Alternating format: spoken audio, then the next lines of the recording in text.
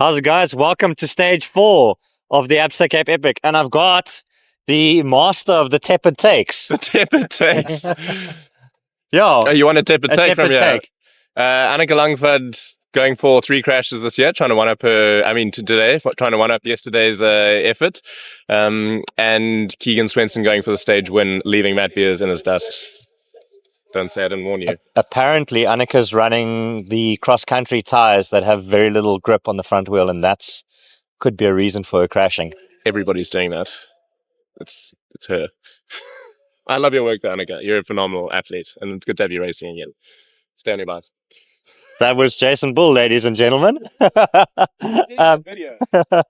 Who's going to see that? Everybody, take 2 without Jason this time, and I need to drop that because we're way too much going on here with my little book of it's almost like Bible verses, but it's just time codes, unfortunately, because yesterday I got everybody's times wrong. So today, stage 4 of the 2025 Absa Cape Epic, and another day in pole. It's not quite as hot probably at the moment. At just after 7 o'clock, it must be about 16, 17 degrees. Actually very comfortable after yesterday. Yesterday, this time, it was well into the 20s, went up into the 40s, and yeah, a bit of a disaster day really for the race. I mean, apart from the elite racing, which was on fire, matching the temperatures, for the amateurs, it was a really, really tough day out. Bottlenecks on the trails.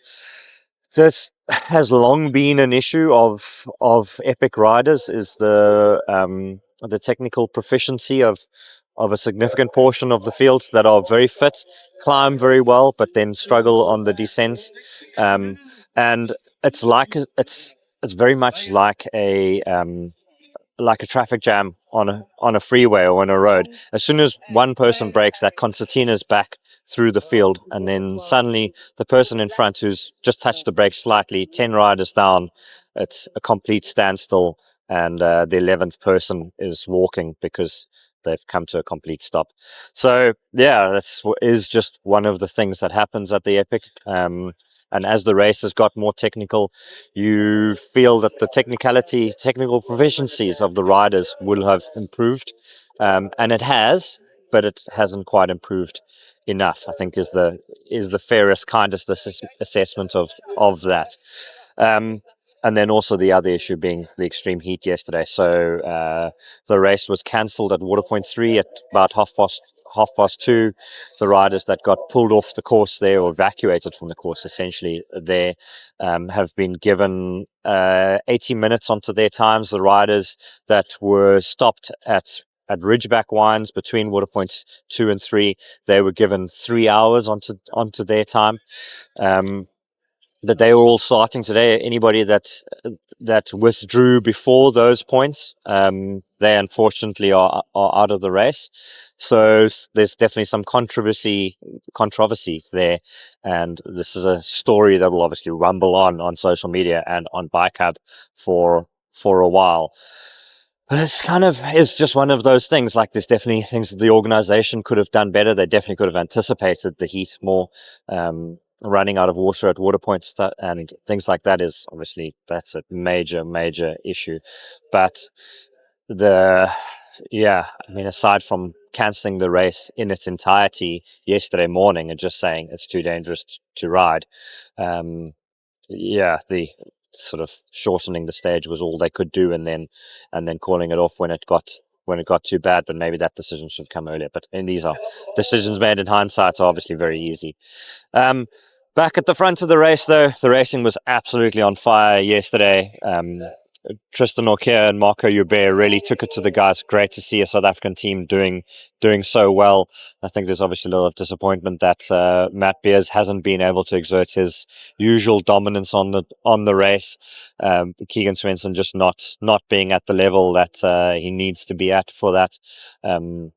Not exactly sure what it is. Back issues, arriving a bit late, haven't ridden his mountain bike enough.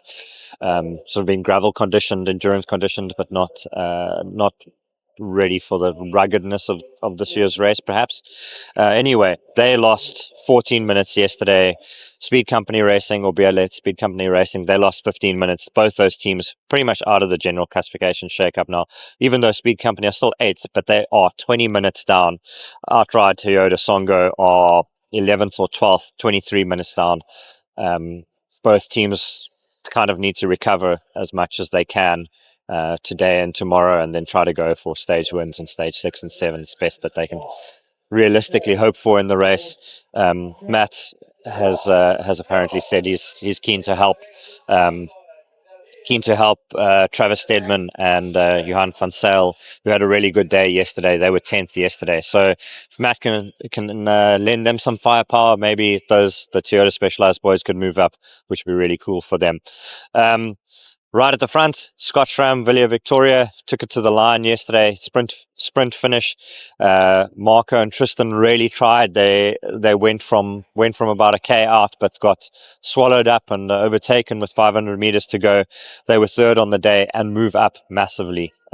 So they move up into third on GC. Obviously, that helps. That's Outride Toyota. And Speed Company, who were ahead of them, fell away over the day. So anyway, in the GC in the men's race, Villiers Victoria at 43 seconds back from Scott Schramm. They won the stage yesterday. Villiers Victoria, that is.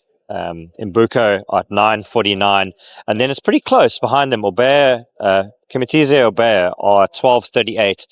So just under 3 minutes back from third. Torpedo Singer are at 12:58. So just over 3 minutes back. 20 seconds between fourth and fifth, and 3 minutes 10 between the lot of them. So that's going to be an interesting battle to watch over the coming days.